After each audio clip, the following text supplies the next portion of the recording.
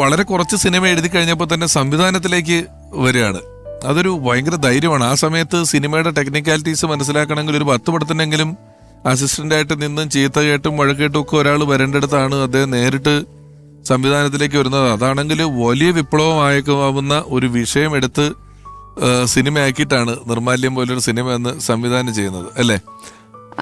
അതിന്റെ നിർമ്മാണവും കൂടി അച്ഛനായിരുന്നു. അപ്പോൾ നോവൽ ഫിലിംസ്. അതെ. അപ്പോൾ അതിനെക്കുറിച്ച് പറഞ്ഞു കേട്ടിട്ടുള്ളത് പണം ഇടയ്ക്കിടയ്ക്ക് ഇല്ലാതെയാവും. അപ്പോൾ ആ സമയത്ത് അച്ഛന് വളരെ വേണ്ടപ്പെട്ട കോഴിക്കോട്ടെ സുഹൃത്തുക്കളെ വിളിക്കും. അപ്പോൾ അവരാരെങ്കിലും ഇത്തിരി പണം കൊടുത്തയക്കും. അങ്ങനെയൊക്കെയാണ് അതിൻ്റെ ഷെഡ്യൂളൊക്കെ പൂർത്തിയാക്കിയത്. പിന്നെ കറണ്ട് കിട്ടാനില്ല. അന്ന് ജനറേറ്ററൊന്നും വാങ്ങാനുള്ള പണമില്ല. അപ്പോൾ അത് കൃഷിക്കാർ ഉപയോഗിച്ച് കഴിഞ്ഞിട്ട് സന്ധ്യയ്ക്ക് ശേഷം ആ ലൈനിൽ നിന്ന് കറണ്ട് വലിച്ചിട്ടാണ് പലതും ഷൂട്ട് ചെയ്യുക. അങ്ങനെയൊക്കെ ഒരുപാട് കഷ്ടപ്പെട്ടിട്ടുണ്ടെന്ന് അച്ഛൻ പറഞ്ഞു കേട്ടിട്ടുണ്ട്. നമുക്കിപ്പോൾ MT സാറിനെ കുറിച്ച് നമുക്ക് വളരെ പ്രിയപ്പെട്ട ഒരുപാട് ചിത്രങ്ങൾ, സൂപ്പർ ഹിറ്റുകൾ മലയാളിക്ക് സമ്മാനിച്ചിട്ടുള്ള സംവിധായകൻ CB മലയിൽ സാർ ഓർക്കുന്നു.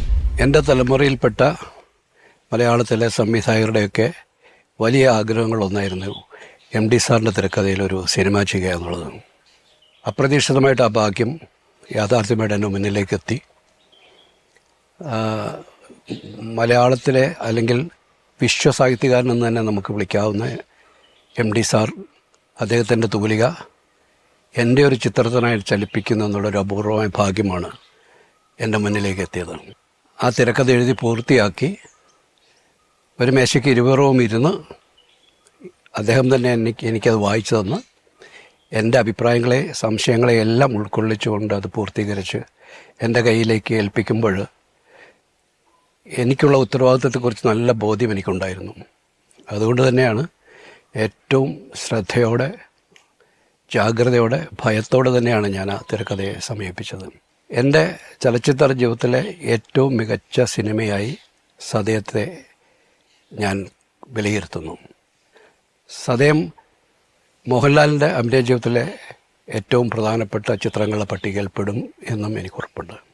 ആ സിനിമയുടെ ആദ്യ പ്രദർശനം, അതിൻ്റെ എഡിറ്റഡ് വേർഷൻ കണ്ട ശേഷം തിയേറ്ററിൽ നിന്ന് പുറത്തേക്ക് വന്നിട്ട് എൻ്റെ തോളിൽ പിടിച്ച് അദ്ദേഹത്തിൻ്റെ സ്വതസിദ്ധമായ ഇടത്തെ ചുണ്ടിൻ്റെ കോണിൽ വിരിയുന്ന ആ ചിരി തന്നെയാണ് എനിക്ക് ലഭിച്ച ഏറ്റവും വലിയ പുരസ്കാരമായിട്ടും ഞാൻ കരുതുന്നത്. ആ സ്നേഹവാത്സല്യങ്ങളെ ആവോളം അടുത്തു നിന്നും അകലെ നിന്നും ആസ്വദിക്കാനുള്ള മഹാഭാഗ്യവും എനിക്കുണ്ടായി. ഒരു വ്യക്തി എന്ന നിലയിൽ, ഒരു ചലച്ചിത്ര സംവിധായകൻ എന്ന നിലയിൽ എൻ്റെ ഏറ്റവും വലിയ ഭാഗ്യങ്ങളെന്നാണ് അദ്ദേഹത്തിൻ്റെ തിരക്കഥയ്ക്ക് ദൃശ്യഭാഷ്യം നൽകാൻ സാധിച്ചു എന്നുള്ളത്.